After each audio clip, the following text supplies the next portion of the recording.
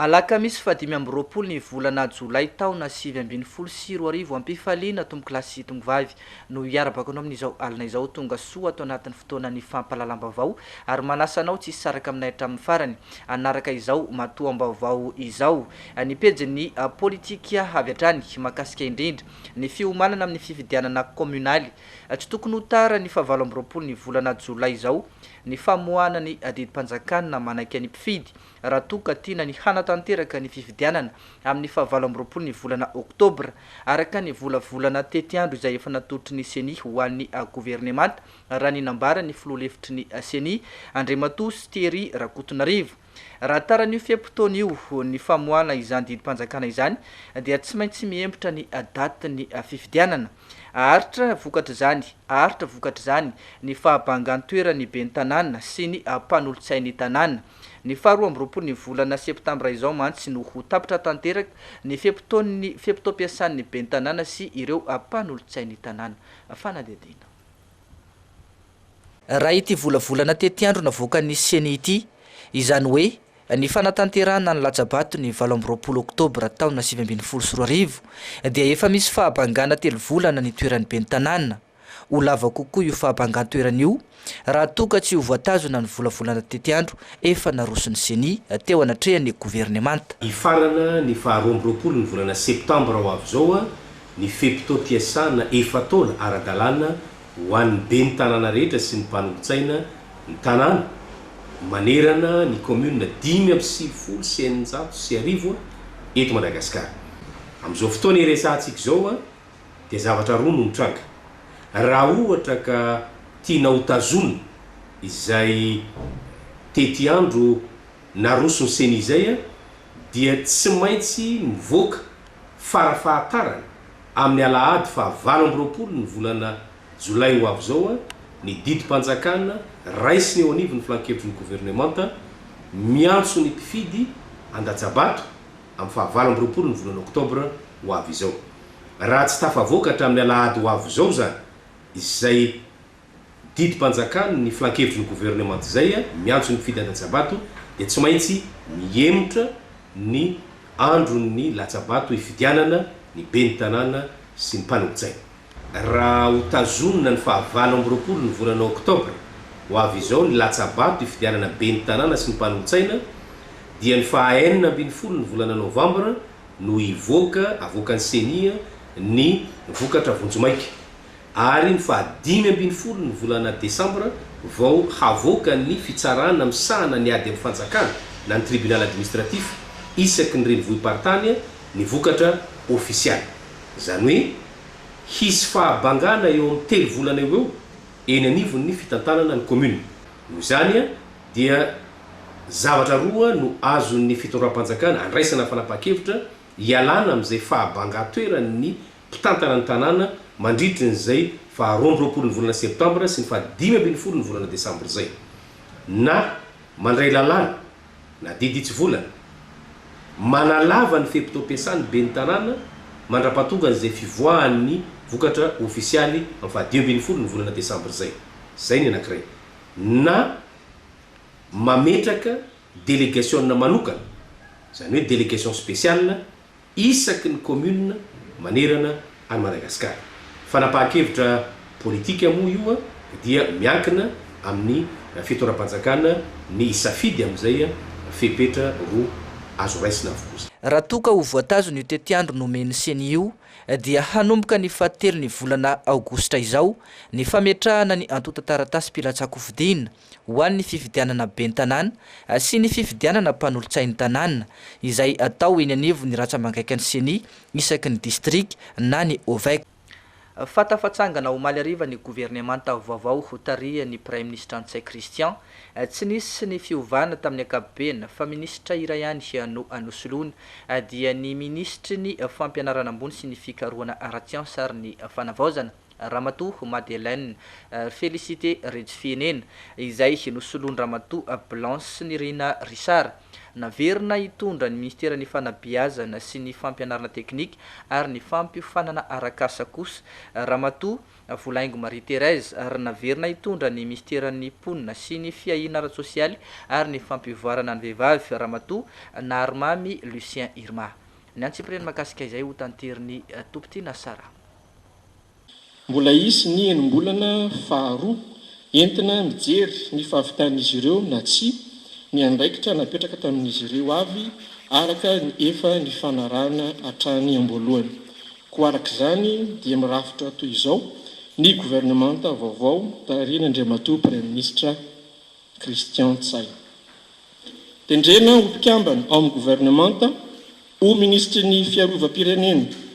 général de division Rakotonorina Léon Jean Richard. Ministre ny raharaham-bahiny Andriamatoa Naina Andeha-Tsitohaina. Pitahiry ny Kasipanjakana. Ministre ny fitsarana Andriamatoa Jacques Randrianasolo. Ministre ny toe-karena sy ny vola Andriamatoa Richard Randriamandrato. Ministre ny atitany sy ny fitsinjaram-pahefana Andriamatoa Tinarivelo Razafy Mahefa. Ministre ny filaminam-bahoaka contrôleur général de police Rafanomezantsoa Roger. Ministre ny fanajariana ny tany, ny toeram-ponenana sy ny asa vaventy Andriamatoa Ajo Andrianaina Arivelo. Ministre ny fanabeazam-pirenena, ny fampianarana ara-teknika ary ny fampiofanana arakasa Ramatoa Marie Thérèse Volaingo. Ministre ny fahasalamam-bahoaka professeur Julio Rakoto Nirina. Ministre ny fambolena sy ny fiompiana sy ny jono Andriamatoa Fanomezantsoa Lucien Ranarivelo. Ministre ny angovo, ny rano sy ny akoranafo Andriamatoa Vonjy Andriamanga. Ministre ny arenan-kibonitany sy ny loharan-karena stratégique Andriamatoa Fidiniavo Ravokatra. Ministre ny fitaterana, ny fizahan-tany sy ny famantarana ny toetrandro Andriamatoa Joël Randriamandranto. Ministre ny asa, ny fampananan'asa, ny asa mpanjakana ary ny lalàna sosialy Ramatoa Zigel Ranampy. Ministre ny fampianarana ambony, ny fikarohana ara-tsiansa sy ny fanavaozana Ramatoa Blanche Nirina Richard. Ministre ny industrie, ny varotra sy ny asa tanana Ramatoa Lansoa Rakoto Malala. Ministre ny tontolo iainana sy ny fampandrosoana maharitra Andriamatoa Alexandre Georget. Ministre ny poste sy ny fifandraisan-davitra, ny fampiroboroboana ny atao arakajy mirindra Andriamatoa Christian Ramarola. Ministre ny ponina sy ny fahina ara-tsosialy ary ny fampivoarana ny vehivavy Ramatoa Lucien Irma Narimamy. Ministre ny tanora sy ny fanatanjahantena Andriamatoa Tinoka Roberto Michael Raharoarilala. Ministre ny serasera sy ny kolotsaina Ramatoa Lalatina Andriatongarivo Rakoto Ndrazafy. Sekretera mpanjakana eo anivon'ny ministera ny fiarovam-pirenena miadidy ny gendarmerie-pirenena général de division Ravalomanana Richard.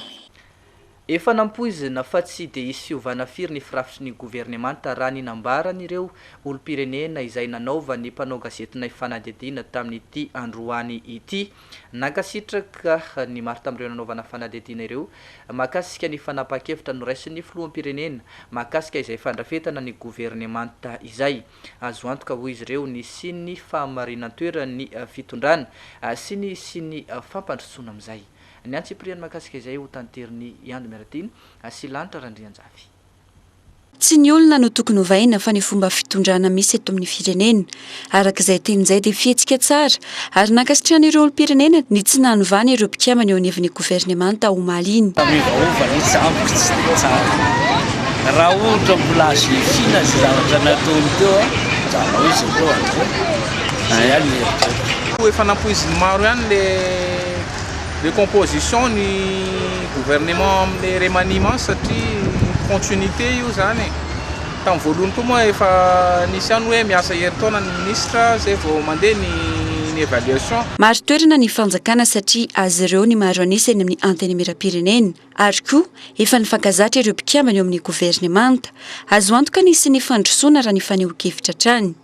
Misy anefa ireo nilaza ny tsiliana amin'ny raharam-pirenena noho ny kajikajy politika misy amin'izao fotoana izao. Toa samy RD daholo ny majorité ao amin'le parlement efa samy niteny angamba ny tao amin'ny assemblée nationale hoe hanao ny asany izy fa tsy amin'izay maha RD azy fa hanao ny asany izy en tant que hitsara ny exécutif izy. Dia amin'ny lafiny anankiray koa zany le configuration amin'izao mety ampisy stabilité ary afaka hiasa ny gouvernement rehefa misy ny fitovizan-tsaina ao anatin'le gouvernement na dia hoe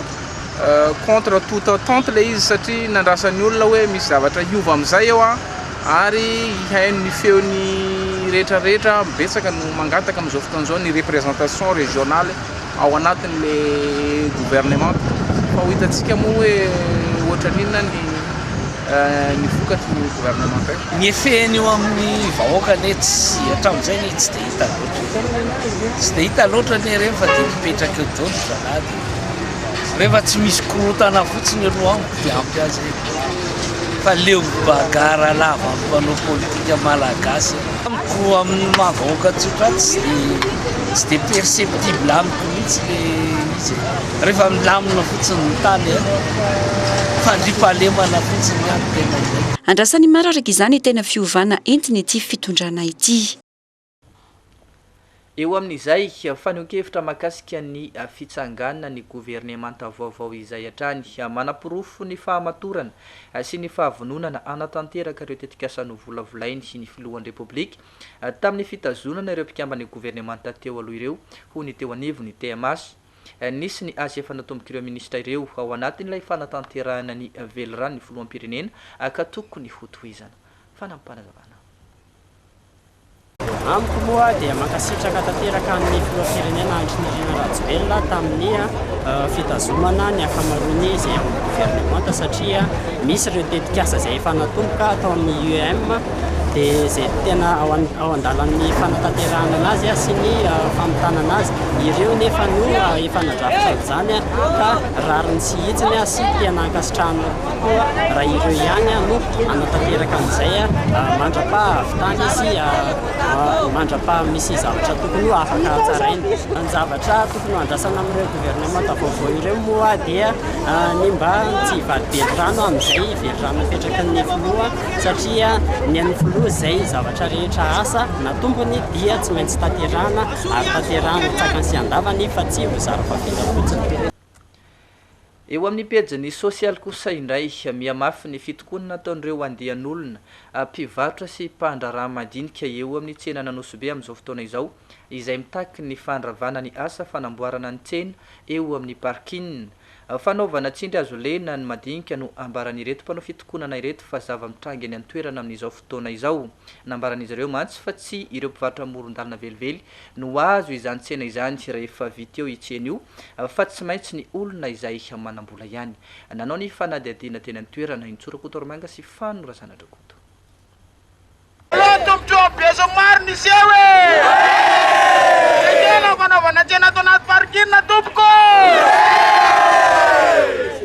Samy manana ny fiheverany mahakasika ny faranganana trano fivarotana vaovao ao amin'ny fiantsonan'ny fiara eny Nanosobe amin'izao fotoana izao ireo mpivarotra sy mpandraraha voakasika izany ny roso tamin'ny fitokonana sy fanakanana ny fanohizana ny asa androany ireo andehana olona mitsipaka ny fanatanterahana ny asa tsy natao ho an'ny olona sahirana ho izy ireo ity fototra asa ity satria araka ny nambarin'izy ireo hatrany dia amidy lafo ity tsena vaovao ity etsangilany manohitohina ny asa rehetra atao eny an-toerana ny fisindra ny fanazavana trany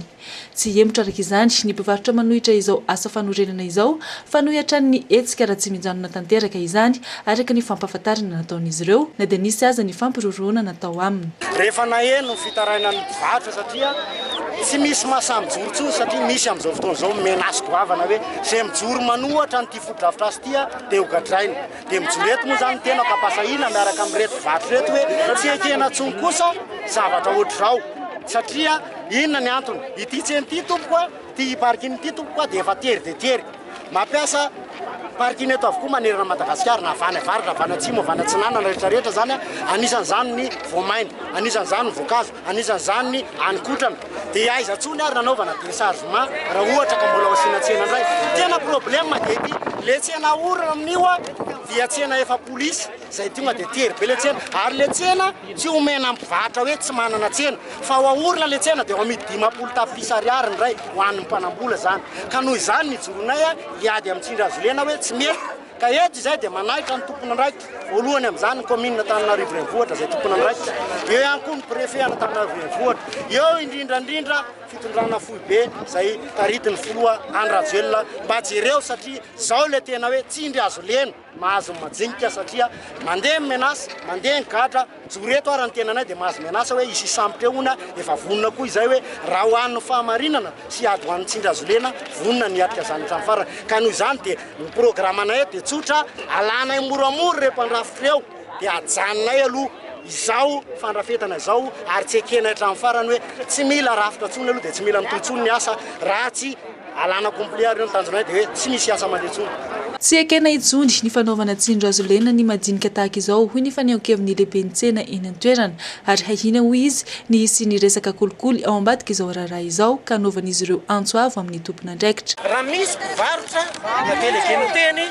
dia tsirina hoe anay ny fitsarana anay ny manam-pahefana dia higadra ave fa mipetraka ary tena misy mihitsy ny namana dia efa niditra ponja vokatry ny fanohanana an'izao fa saingy izay indrindra ary nanaitra ny le ampomy-vahoaka hoe tsy mety tsony ity fa hoaizitsika raha atao ohatr'izao ihany ary marina ny tena filoteo hoe io nge tsy mpivarotra moron-dalana e tsy mpivarotra moron-dalana hiditra eo fa ny manam-bola marina ny teny teo hoe tsy latsaky ny 10 tapitrisa ny varotana ny tsena ray iza ny mahantra sy mpivarotra madinika avidy an'izany tompo fandrebirebena saim-bahoaka zany ko manaitra ny sainy tompona andraikitra zay indrindra raha matobe ny tanàna zay namin'ny alalana fa misy zavatra tsy mazava ao ambadika izao raharaha zao angatahana komy be ankoa irotsaka tsehatra amin'ny fanadiadiana amikasika an'izao zavatra ao fa misy aton-javatra tsy mazava loatra ao anatiny ao endrasana araka izany izay mety hotoy any ity raharaha eny amin'ny tsena Nosy be ity eo amin'ny pejiny fampandrosoana tsy maintsy hovitaina mialohan'ny vanim-potoana ny fahavaratra ny fanamboarana ny lalam-pirenena fahatelo amby efapolo mampitoy ny Sambaina sy ny distrika ny Faratsio hatrany amin'ny distrika ny Soavinandrina izany hoe ny lalana izay mampifandray ny lalam-pirenena fafito sy ny lalam-pirenena voalohany raha ny nambara ny solombavambahoaka voafidy tany amin'ny distrika ny Faratsio no sady filoha-lefitry ny antenimieram-pirenena ato anatin'ny faritany Antananarivo Andriamatoa Papasolo nisy ny fidinana ifotony nataon'ny tompona andraikitra tany an-toerana ny fiandohan'ny herinandro teo ary nanomezan'izy ireo baiko ny orinasa miandraikitra izany asa izany ny mba anafainganan'izy ireo ny asany araka ny nambaran'ireo vahoaka voakasika dia amiteraka tombontsoa ara-toeka rena ho an'ny tanitsany an-toerana ny fahavitany izany lalam-pirenena fahatelo amby efapolo izany fanadedina antaonany maro no efa niaina tao anatin'ny fahasairanana ny vahoaka mpampiasa ity lalam-pirenena fahatelo amby efapolo izay mampitoy ny Sambaina sy ny distrika ny Faratsio ity lalana famohan'ny vahoaka ny Faratsio sy ny faritra manodidina ny vokatra ny tany any an-toerana vovoka no iainan'ny mpandeha rehefa maintany ary godrapotaka mandrevo no tsy maintsy sedraina rehefa fahavaratra ao anatin'ny asa fanamboarana ny lalana ankehitriny saingy nisatra izany asa izany tao ao 70 volana matsy ny fepotona tsy maintsy amin'ny tanany asa nefa kely sisa ny fotoana tavela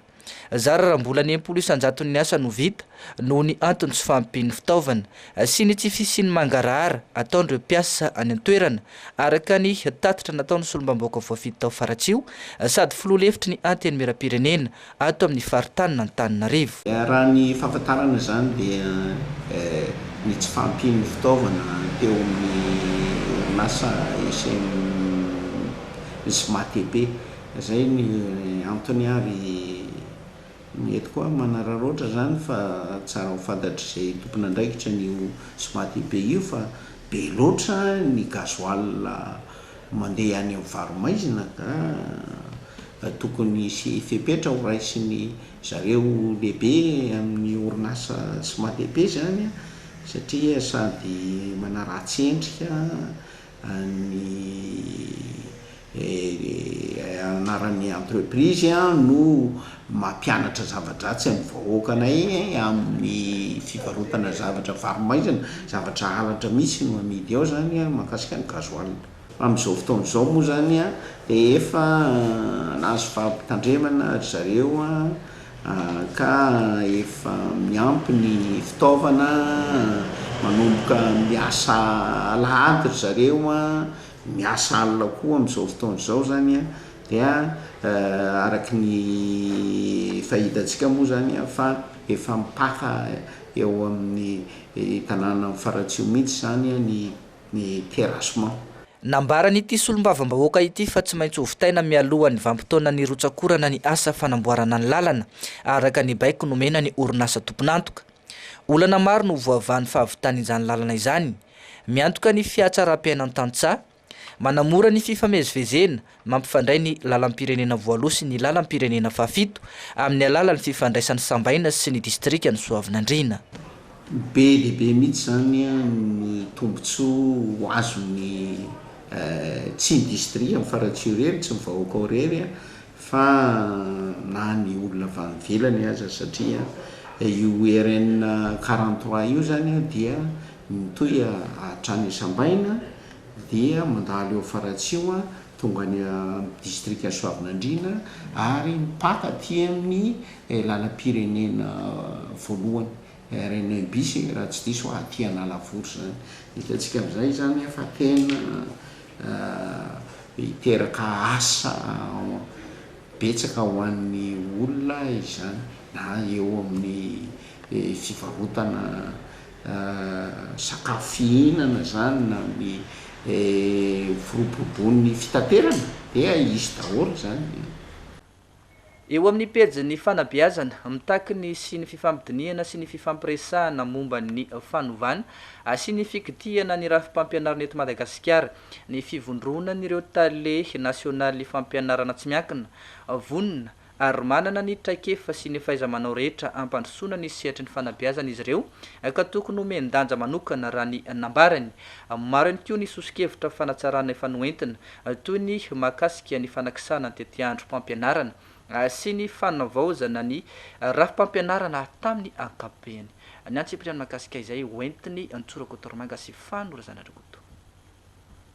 Tsy manohitra ny fanovana amin'ny rafim-pampianarana eto Madagasikara, ny fivondrona n'ireo tale nasionaly ny fampianarana tsy miankina, fa mitaky kosa ny sy ny fiara-midinika sy fifampiresahana amin'ny fanovana sy fikitihana izany raha ny fanazavana nentin'izy ireo androany. Isany tokony hojerena manokana ny taom-pianarana ho avy io ny mahakasika ny tetiandro fa ihany koa ny mahakasika ny fandahatra-pianarana amin'ny ankapobeny. Nisy moa ny sosikevitra nentin'izy ireo manoloan'izany toy ny fanakisahana ny tetiandro mpampianarana. Mety aloha ny janonana eo amin'ny sikla teo aloha mba ahafahana manasongadina tsara ny hoe samihafa ny zaza ao anatin'ny sy ny fomba fampianarana ao anatin'ny sikla primaire, secondaire, ny tetiandro mpampianarana noho ny antony maro samihafa izay tsy mijanona fotsiny eo amin'ny fisian'ny période cyclonique eto Madagasikara dia heverinay fa tsara ny andiniana miainga hatrany amin'ny antony na ny safidianana ny tetiandro teny aloha volavolan-kevitra no atolotra hoe tsara ny ikisahana tsikelikely makany amin'ny volana septambra ny fidirana ary mifarana eo alohan'ny fankalazana ny fetim-pirenena ny taom-pianarana manaraka. Noho izany ny fahaizana mampahalalana ny tokony apetraka ao anatiny ka vokatr'izay dia manana sosikevitra zany ny sekoly tsy miankina ny hoe andeha ny fandaharam-pianarana efa nisy teo aloha no diniana indray mandeha dia atsaraina dia miainga avy amin'izay ny mety ho fandaharam-pianarana vaovao. Maro ny fomba hoenty miasa navaozana sy hanatsarana ny rafim-pampianarana eto Madagasikara, isany mandray anjara goavana ary vona hitondra fampandrosoana amin'ny fanatraran'izany izy ireo raha no hamafisiny. Mitaky lafin-javatra maro anefa izany toy ny tsy tokony hitsabahan'ny mpamatsy vola ny asa, eo ihany koa ny fihainoana, ireo sosikevitra avy amin'ny sekoly tsy miankina fa indrindra ny tokony sy ny fifampidiniana eo amin'ny samy tompon'andraikitra. Tsy manohitra ny fanavaozana ny rafim-pampianarana izahay fa tokony isy fiarah-miasa mirindra tsara mba samy andray anjara ny tompon'andraikitra tsirairay avy dia mino izay fa noho ny fahindrana malagasy dia tsy hipetraka loatra ny hoe hobakoa ny mpamatsy vola ny afahany ny fomba fiasa eto tsy ny mpamatsy vola ny baiko ny hoe zao ny tokony ataonareo anatsarana an'izy io fa tokony hipetraka tsara ny ventikevitra avy aty amintsika malagasy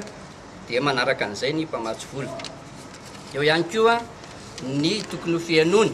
ny sosikevitra avy amin'ny ratsamangaka samihafa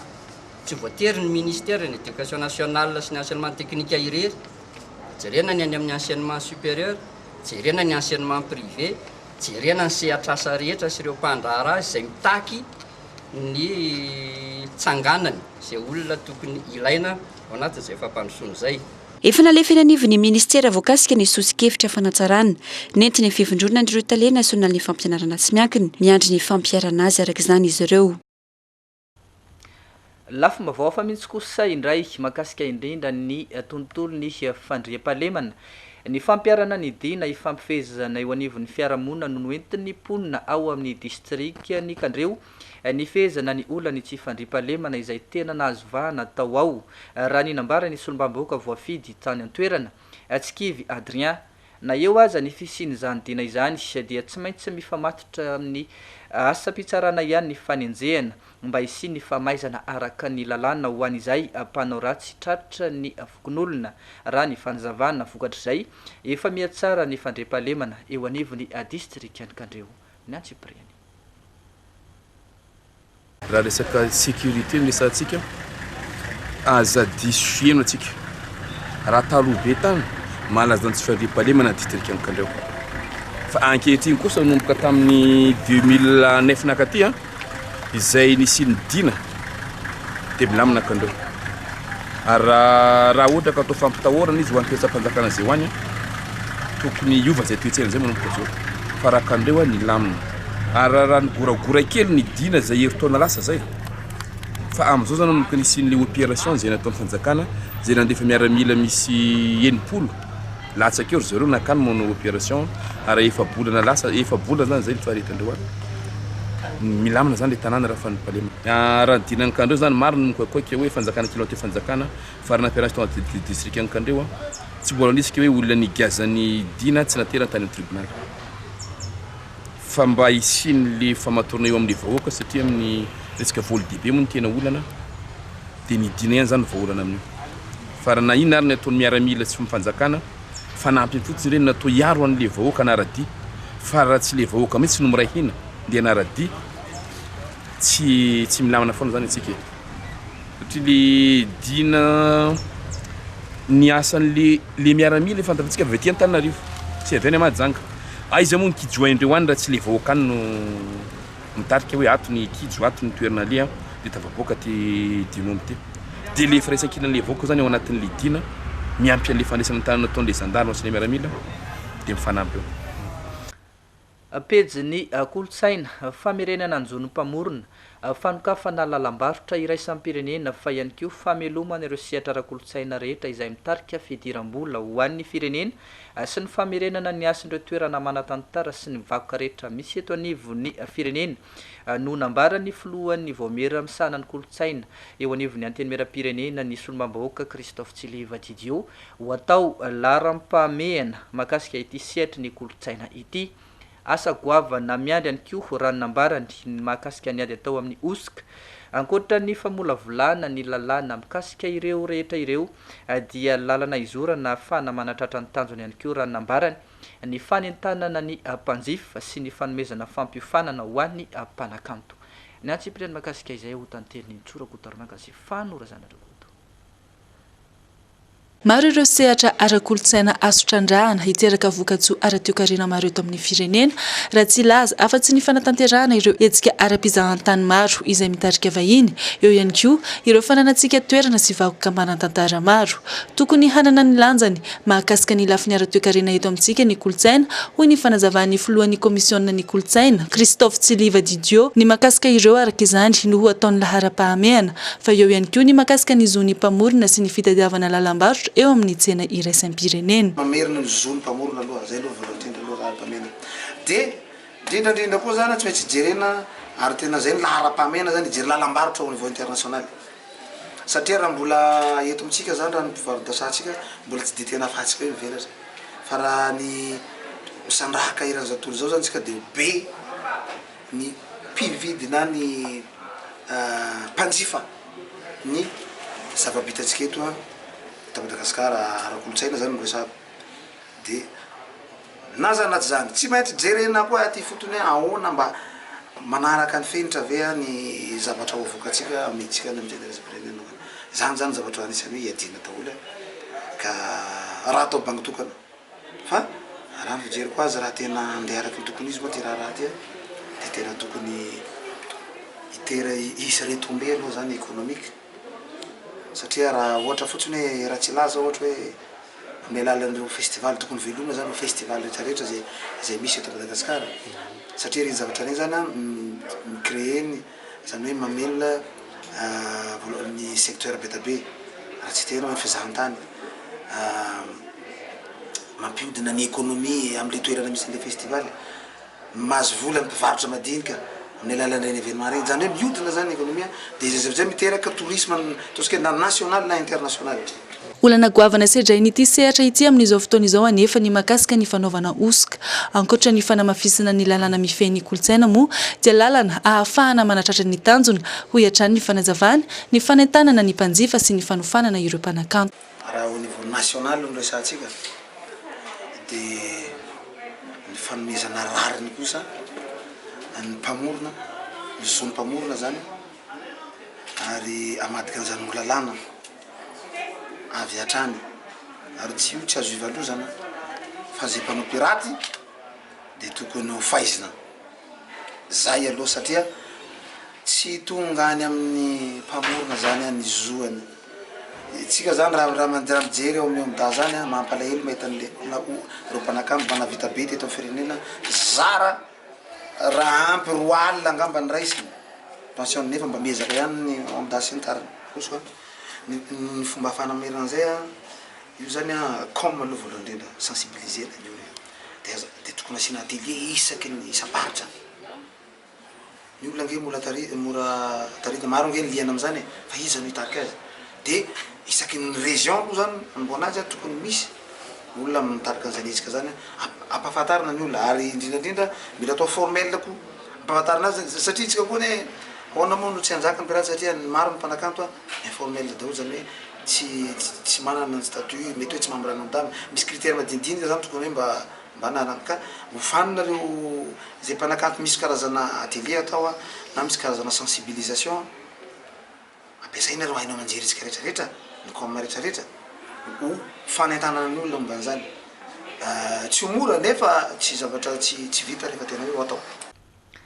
de iny fanady adiny iny any koa tomboky lasy sy tomboky vavy no mamarana ny fiarana tamin'ity alina ity mankasitraka fenonao izay tsy nisaraka taminay hatramin'ny farany mame fotoana ho anao indray ny sampany fampalalamba vao amin'ny rampitso tahaka izao mametraka ny veloma mandrapitafa tomboky lasy sy tomboky vavy